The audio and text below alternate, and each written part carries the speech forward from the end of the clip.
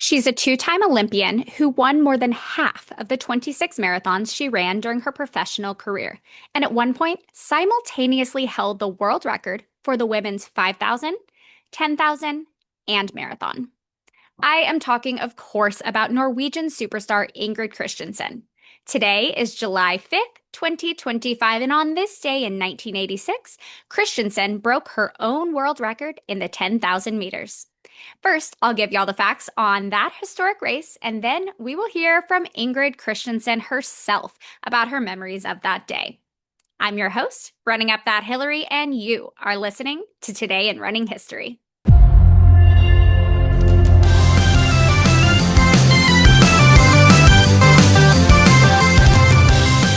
It is Salty Saturday, which means that today's episode is brought to you by Salt Stick. Salt Stick is one of my absolute favorite sources of electrolytes while running, especially in the summer when I am already sweating profusely before my run even begins. So there's this saying in diet culture that you should never reward yourself with treats because you're not a dog or just something dumb like that. But let me tell you, rewarding myself with little treats is exactly how I survived Grandma's marathon 2 weeks ago. I had a bunch of these new caffeinated fast chews from Salt Stick in a bag in my pocket, and I would just take two right before I reached the water station every 4 miles. And then I'd also take a gel at the other water station every 4 miles. So, like miles 5, 9, and 13 would be a gel, and then miles 7, 11, and 15 would be Salt Stick. And toward the end of that very difficult and unseasonably hot race, my top motivation was just getting to my next little treat. And I alternated between the tropical twist and the citrus burst to keep things interesting. And I did end up finishing, so it worked. Anyways, check out the link in the description to save 20% off your first purchase from Salt Stick. And they will also be having some awesome Prime Day sales. So I will go ahead and include a link to purchase from Amazon as well. All right. So, to be completely honest, I could probably change this podcast to Today in Ingrid History because that is how frequently this woman won titles and broke records throughout the 1980s. I could also spend the entirety of this episode just listing off races that she won and talking about just how broadly awesome she is in general. Like that time when she won the 1983 Houston Marathon while pregnant, or any of the 4 times she won the London Marathon, the 2 times she won the Boston Marathon, the time she won the New York City and Chicago marathons, or when she became the first woman to ever win gold at world championships on the track, the road, and the cross country course, all within the same year. But today, we will be focused on what Ingrid Kristiansen has called her greatest race. So let's return to the Bislett Games in Oslo, Norway on July 5th, 1986. At this point, Kristiansen already held the world record in the women's 10,000 meters. The previous July, also at the Bislett Games in Oslo, she became the first woman to run that distance in under 31 minutes. And what made that record so impressive was that at the time, Kristiansen wasn't even training for that distance. Her top priority in 1985 was the marathon. She won the 1984 London Marathon in a world record time of 2:24:26. And then she came back and won it again in 1985 in yet another world record time of 2:21:06. So that summer, when she arrived at Bislett Stadium in her native Norway, her fitness was in a great spot, just not tailored specifically to the 10,000 meter distance. She finished that race in 1985 in a world record of 30:59. So the next year, when Kristiansen returned yet again to Oslo for the Bislett Games, she knew that she could run even faster and decided to target the 30-minute barrier. Kristiansen was so much faster than the rest of the field at this time that it was pretty common for her to have to run entire races on her own. But during this specific race, Kristiansen got lucky. Recently graduated collegiate athlete Leslie Lahane had also shown up to compete in this race, taking an early lead that lasted for the first 3,000 meters and allowing Kristiansen a chance to relax into her pace. After pulling away from Lehane on the eighth lap of the race, Kristiansen found herself alone for the remaining 17. She crossed the halfway point in 15:15 and began having to balance running at a world record pace with dodging her much slower competitors. In one article I read while researching this event, Kristiansen recalled lapping one of her fellow Norwegians 3 separate times and having to do so on the outside each time. Kristiansen ran her final lap in about 65 seconds and finished in a world record shattering 30:13.74. This was more than a lap ahead of the second place finisher, and American Leslie Lehane, who had set the pace early on, did not finish the race at all. Upon finishing in what would remain the fastest 10,000 meters of her career, Kristiansen recalled not being tired at all. She immediately realized that if she had had someone to truly race against, or even just pacing lights, she could have run that race much faster. But even so, Kristiansen finished that race with a new world record that would not be broken for more than 7 years. Now, it is an absolute honor for me to welcome Ingrid Kristiansen herself to Today in Running History. All right, Ingrid, thank you so much for joining me here today. Thank you for coming. So, there are a lot of professional athletes who have that one defining race or that one record that they broke within their career. But as somebody who basically spent the entire 1980s winning races and breaking records, does it make it hard for you to recall any of them in particular? Do they run together, or do they really stand out as different moments? Yes, I think some of my races with different moments, special moments. And for sure, the 10,000 meter on Bislett was one of the big races for me. And also the marathon in London in 85 was a big race because I was the first one who ran really fast. And I was so surprised that the record was standing for so long. Yeah, and For you the broke 10, that record. That was your record that you broke in yeah, on London, the that one, 10,000 meter. correct? And in It London was too, on, because you set the marathon record the previous London marathon, correct? yes. Yeah. But the 10,000 meter, I had the old record and I hope to run faster than I did before the year before. And when I come to the race and started up, I think it was 20 girls in the field, and everybody I passed during the race. There was no competition at all, but I tried to find other girls who was racing with me to be the competitors after I had passed them for 1, 2, and 3 laps. So I make my own competition during the race because there wasn't too many girls running fast on a long distance at that time. And they didn't have pacing lights either at that point, Oh, right? no, Yeah. pacing lights, and we didn't have rabbits. So I had to pass all the girls. So I turn around them for every lap. So I'm sure if I had done this race today, I could come under 30 minutes because there was so many turning around 1 second here and 1 second there. So no, but that was a nice race and a nice evening. What are your strongest memories of that day?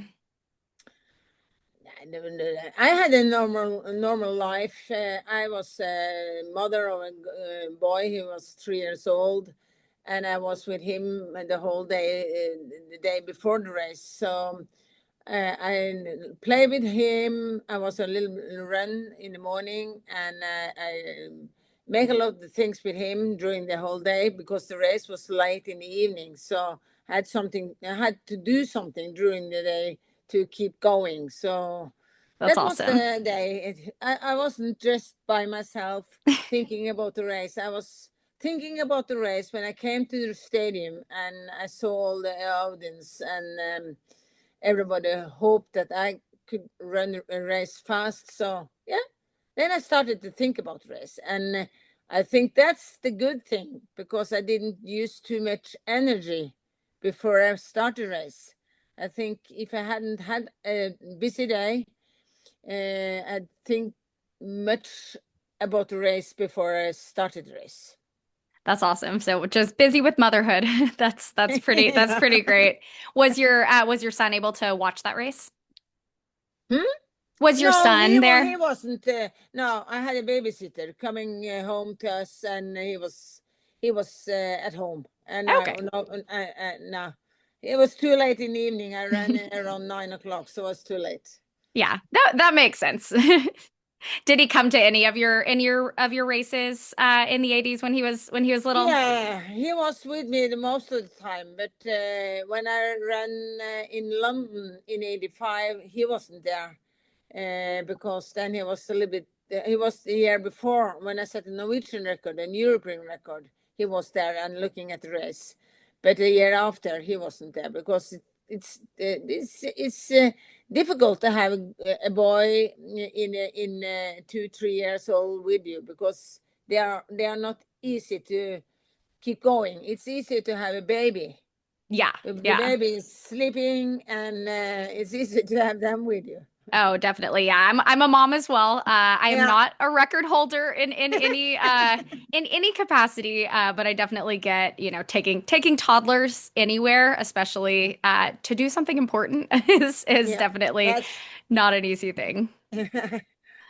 Great. So, back on that day in Oslo, was there anything different leading up to that race that made you feel like it was going to be a big pivotal moment for you? no. I train as normal. No, nothing. I was in good shape. I knew I was in good shape, but I didn't think I could run almost 1 minute faster than the year before. I knew I could run a little bit faster, but the audience was so nice. There's so many Norwegian who was cheering for you. And on Bislett, the old Bislett was a small stadium. It's near to the audience, so I felt that really the people who was crying for me.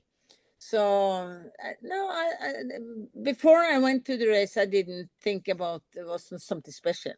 I knew I was in good shape, but not at no. Okay, awesome. So you so you knew it was going to be good. You knew you were in good shape. Something was going to happen, but you weren't expecting to be almost a full minute faster than just 1 year Yeah. prior. Yes.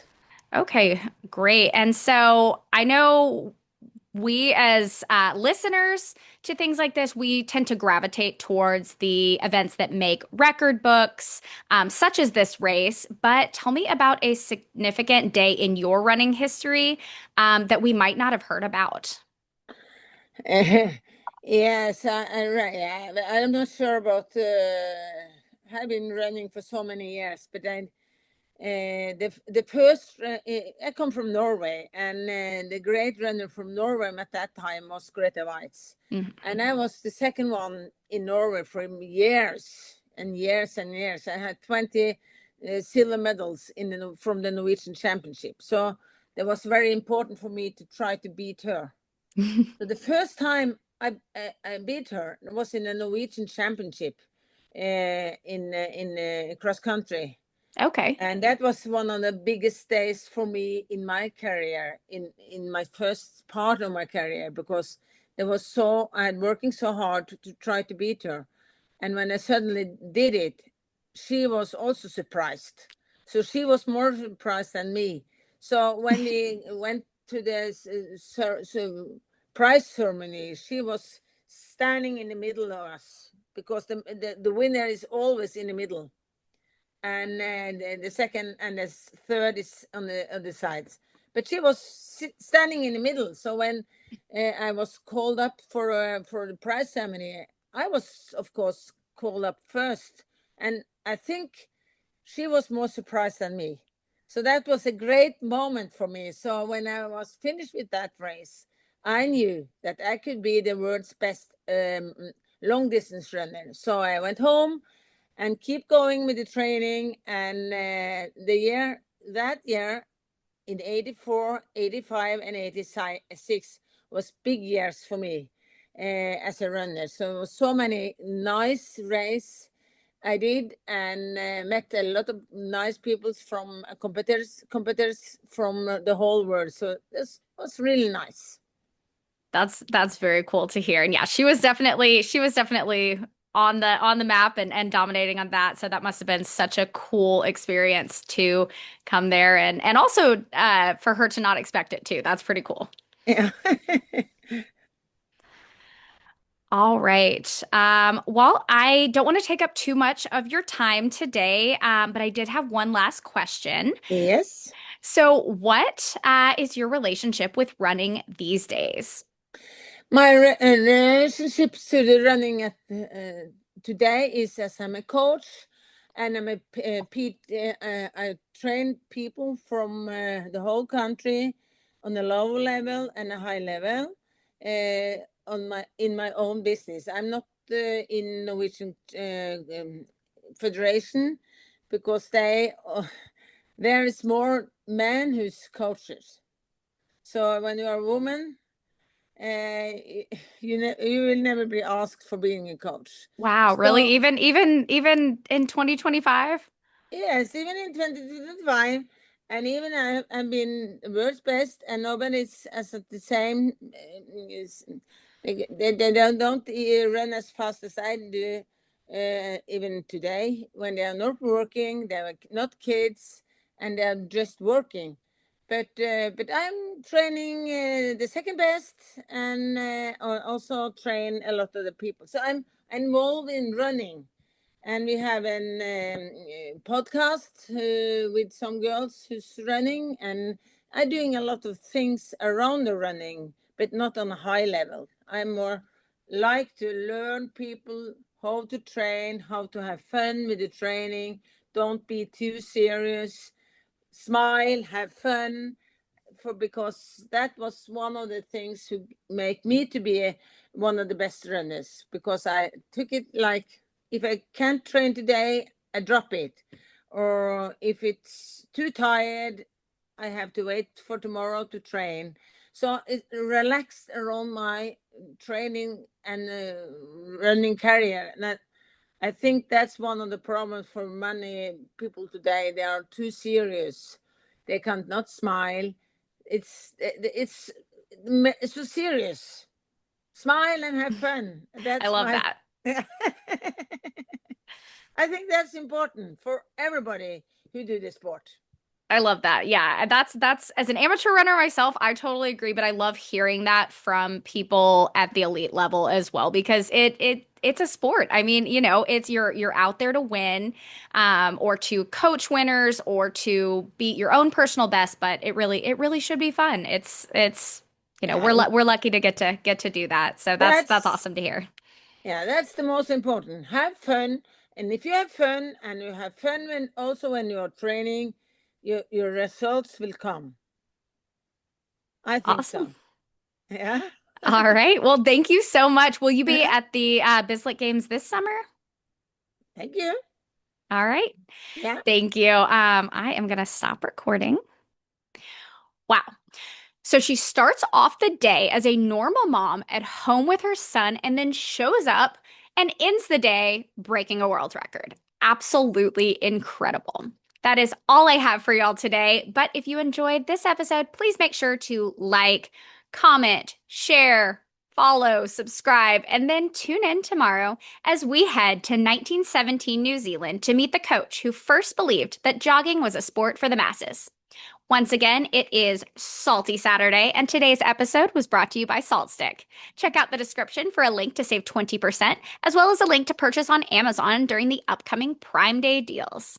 I'm your host, Running Up That Hillary, and this has been Today in Running History. Do, do, do, do.